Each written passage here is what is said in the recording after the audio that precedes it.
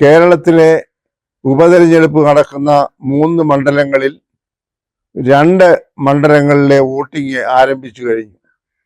7 മണിക്കാണ് വോട്ടിംഗ് ആരംഭിച്ചത്. എല്ലായിടത്തും നീണ്ട ക്യൂകളാണ് ഇപ്പോൾ തന്നെ രൂപപ്പെട്ടിരിക്കുന്നത്.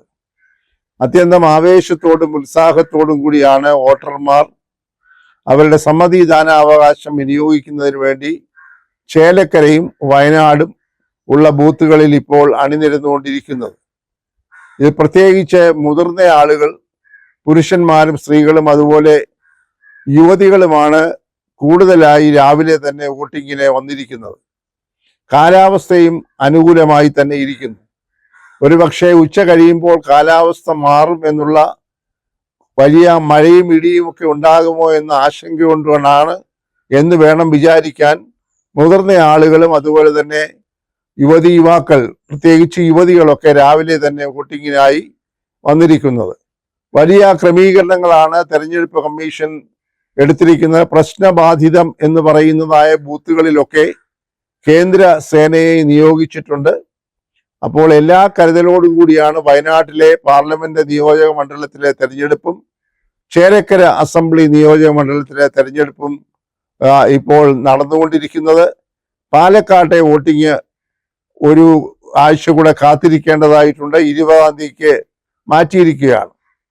ഇപ്പോൾ വയനാട്ടിനെ സംബന്ധിച്ചിടത്തോളം അവിടുത്തെ പാർലമെന്റ് തെരഞ്ഞെടുപ്പിൽ എല്ലാവരും പ്രതീക്ഷിക്കുന്നത് പോലെ ഒരു ഈസി വാക്ക് ഓവർ ആയിരിക്കും UDF-നെ സംബന്ധിച്ച്. പ്രിയങ്ക ഗാന്ധി വൻപിച്ച ഭൂരിപക്ഷത്തോടെ അവിടെ നിന്ന് തെരഞ്ഞെടുക്കപ്പെടുമെന്ന് ഏതാണ്ട് അവരുടെ ശത്രുപക്ഷത്തുള്ള ആളുകൾ പോലും സമ്മതിച്ചിരിക്കുന്നു പരോക്ഷമായി.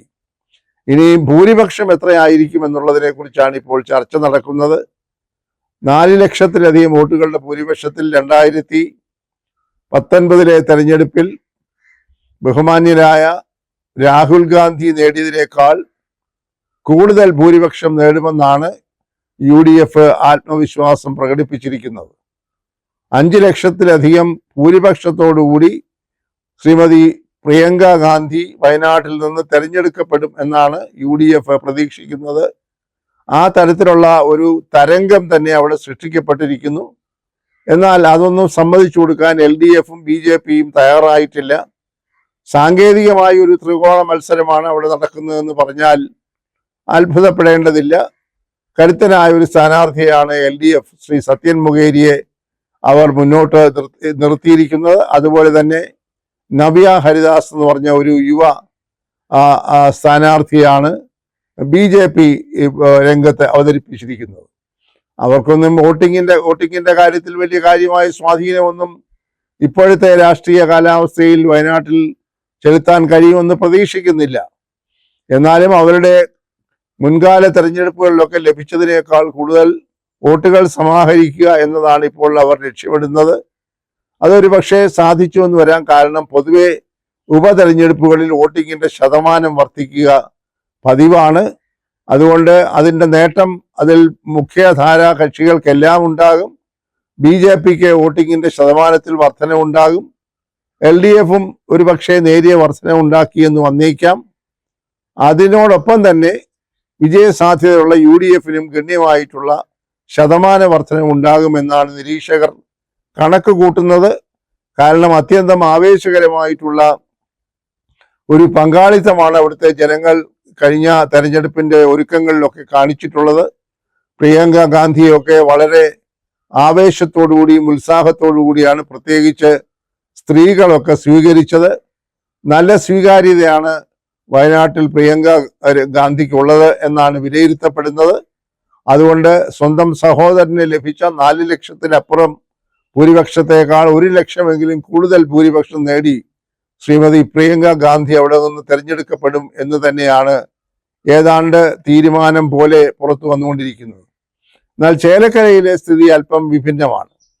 ചേലക്കര ഒരു സാധാരണഗതിയിൽ അതിനെ വിലയിരുത്തുമ്പോൾ ഒരു ഇടതുപക്ഷ നല്ല കോട്ടയാണ് എന്ന് തന്നെ പറയാം. കാരണം അവിടെ നടന്ന തെരഞ്ഞെടുപ്പുകളിൽ കഴിഞ്ഞ 10 വർഷത്തിനിടയിൽ 20 വർഷത്തിനിടയിൽ നടന്ന എല്ലാ തെരഞ്ഞെടുപ്പുകളിലും ഇടതുപക്ഷമാണ് അസംബ്ലി നിയോജക മണ്ഡലത്തിൽ വിജയിച്ചുകൊണ്ടിരിക്കുന്നത്.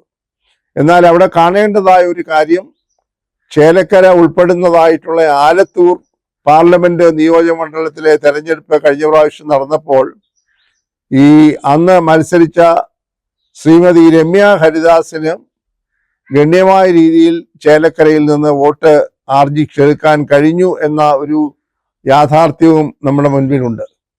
അപ്പോൾ ചേലക്കരയിലെ വോട്ടിങ്ങിന്റെ നിലവാരം മാറി മറിയുന്നു എന്നാണ് കാണേണ്ടത്. കഴിഞ്ഞ പ്രാവശ്യം നടന്ന 2021 നടന്ന അസംബ്ലി തെരഞ്ഞെടുപ്പിൽ ശ്രീ കെ രാധാകൃഷ്ണന് 39,400 വോട്ടിന്റെ ഭൂരിപക്ഷമാണ് ഉണ്ടായിരുന്നത്. എന്നാൽ പാർലമെന്റ് തെരഞ്ഞെടുപ്പ് കഴിഞ്ഞപ്പോൾ 2024 പാർലമെന്റ് തെരഞ്ഞെടുപ്പിൽ വെറും 5000 വോട്ടിന്റെ ഭൂരിപക്ഷമാണ് പാർലമെന്റിലേക്ക് മത്സരിച്ച ശ്രീ കെ രാധാകൃഷ്ണൻ ലഭിച്ചത്.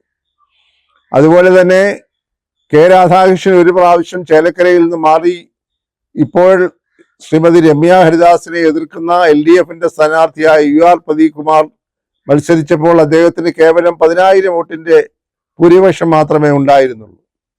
അപ്പോൾ മുൻപ് നടന്ന അസംബ്ലി തെരഞ്ഞെടുപ്പിൽ കെ രാധാകൃഷ്ണന് അല്ലാതെ ആയിരുന്നപ്പോൾ ഭൂരിപക്ഷം 10,000 കെ രാധാകൃഷ്ണൻ വന്നപ്പോൾ അത് 39,400 വർദ്ധിച്ചു.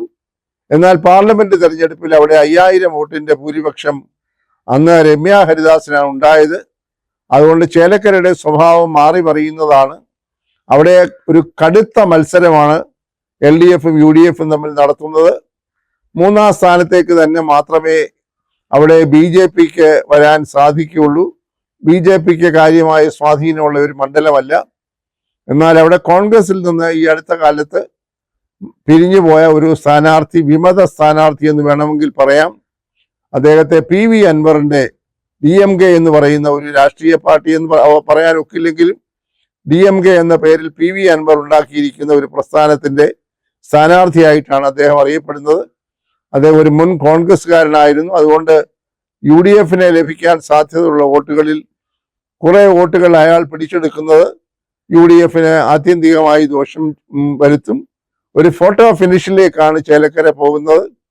ചേലക്കരയിൽ രാവിലെ നല്ല ഉത്സാഹത്തിൽ തന്നെയാണ് ആളുകൾ വോട്ടിങ്ങിന് അണിനിരന്നുകൊണ്ടിരിക്കുന്നത്. കടുത്ത മത്സരമാണ് അവിടെ നടക്കുന്നത്, വാശിയേറിയ മത്സരമാണ്. അതുകൊണ്ട് വോട്ടർമാരുടെ നീണ്ട നിരയാണ് എല്ലാ ബൂത്തുകളിലും കാണുന്നത്. നേരത്തെ സൂചിപ്പിച്ചതുപോലെ അവിടെയും സ്ത്രീകളാണ് മുന്നിട്ട് നിൽക്കുന്നത്. സ്ത്രീകളും മുതിർന്ന പുരുഷന്മാരും എല്ലാ ബൂത്തുകളിലും നിറഞ്ഞ് അല്ലെങ്കിൽ നീണ്ട ക്യൂവിൽ നിൽക്കുകയാണ്. കാലാവസ്ഥയുടെ ആനുകൂല്യം കൂടെ കണക്കിലെടുത്താണ് അവർ വോട്ടിങ്ങിന് തയ്യാറായി മുന്നോട്ട് വന്നിരിക്കുന്നത്. എന്തായാലും ചേലക്കര ഒരു പൊരിഞ്ഞ പോരാട്ടം തന്നെയാണ്. ഒരു ഫോട്ടോ ഫിനിഷിലേക്കാണ് ചേലക്കര പോകുന്നതെന്ന് പറഞ്ഞാലും അതിശയോക്തിയില്ല.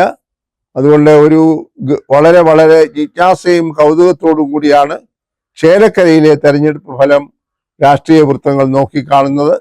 പാലക്കാട്ടേക്ക് വരുമ്പോൾ ചിത്രമാകെ മാറും. അതിന് ഒരാഴ്ച കൂടെ കാത്തിരിക്കേണ്ടി വരും.